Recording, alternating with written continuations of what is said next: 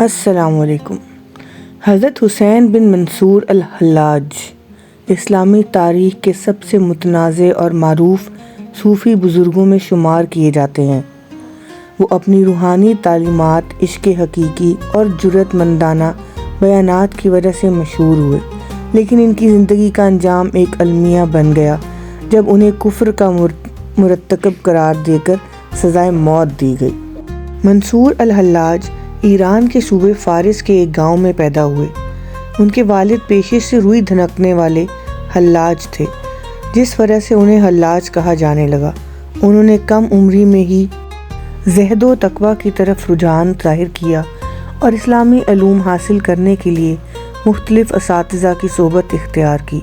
انہوں نے معروف صوفی بزرگ سہل بن عبداللہ تستری اور جنید بغدادی جیسے شیوخ سے تعلیم حاصل کی۔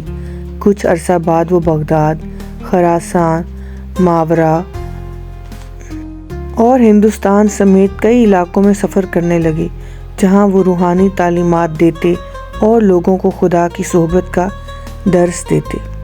منصور الحلاج کے تصوف کا بنیادی نقطہ عشق الہی تھا۔ ان کا ماننا تھا کہ انسان خدا کی ذات میں فنا ہو کر اس کے قرب و مقام حاصل کر سکتا ہے۔ وہ روایتی تصوف سے آگے بڑھ کر ایک وجدانی اور عشق پر مبنی راستے پر گامزن تھے۔ منصور الحلاج کی سب سے مشہور اور متنازع بات ان کا قول انا الحق، میں حق ہوں تھا۔ اسلامی عقیدے میں الحق خدا کے ناموں میں سے ایک ہے، اس لیے علماء نے اسے کفر اور شرک قرار دیا، مگر صوفیہ کرام کے مطابق اس جملے کا مطلب یہ تھا کہ منصور اپنی ذات کو مکمل طور پر خدا میں فنا کر چکے تھے اور ان کی ہستی باقی نہیں رہی تھی، بلکہ وہ خدا کی حقیقت کا مظہر بن گئے تھے۔ منصور الحلاج کی مقبولیت کے ساتھ ساتھ ان کی تعلیمات سے فقہ اور علماء کرام نالہ ہونے لگے۔ ان کا ماننا تھا کہ حلاج کے نظریات اسلامی شریعت کے خلاف ہیں اور عوام میں انتشار پیدا کر سکتے ہیں۔ عباسی خلافت کے دور میں حلاج پر بغاوت اور الحاد کے الزامات لگائے گئے۔ کہا جاتا ہے کہ انہیں سیاسی وجوہات کی بنا پر بھی نشانہ بنایا گیا، کیونکہ ان کے خیالات حکومت کے لیے خطرہ بن رہے تھے۔ سن 908 میں انہیں قید کر دیا گیا اور کئی سال تک وہ بغداد کے جیل میں رہے۔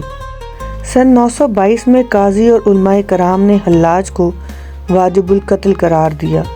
ان پر کفر، سحر، جادوگری اور الحاد جیسے الزامات عائد کیے گئے۔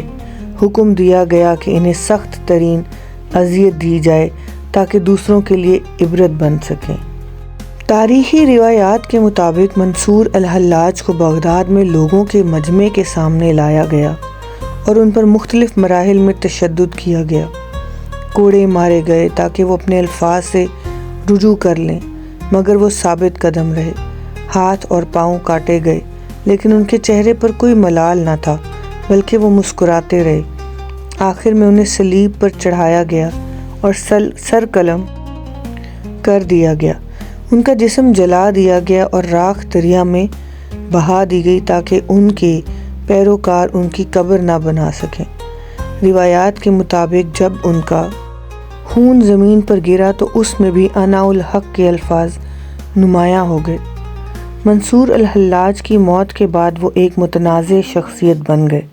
علماء شریعت نے انہیں گمراہ اور کافر قرار دیا۔ صوفیوں نے انہیں شہید تصوف کہا اور ان کے عشق حقیقی کو سراہا۔ فارسی، اردو اور عربی ادب میں منصور الحلاج کو ایک عاشق الہی کے طور پر پیش کیا جاتا ہے۔ مولانا رومی، عطار اور حافظ شیرازی جیسے شعراء نے ان کی محبت الہی کو خراج تحسین پیش کیا۔ منصور الحلاج کی زندگی اور شہادت تصوف عشق حقیقی اور روحانی حقیقتوں کی جستجو کی علامت ہے۔ ان کا نعرہ انا الحق آج بھی تصوف کے اسرار میں سب سے زیادہ زیر بحث رہنے والا جملہ ہے۔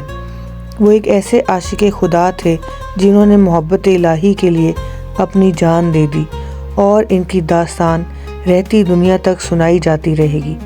منصور حلاج کی خون سے یہ پیغام ملا کہ عشق حقیقی کی راہ آسان نہیں، مگر اس کا انجام لازوال ہے۔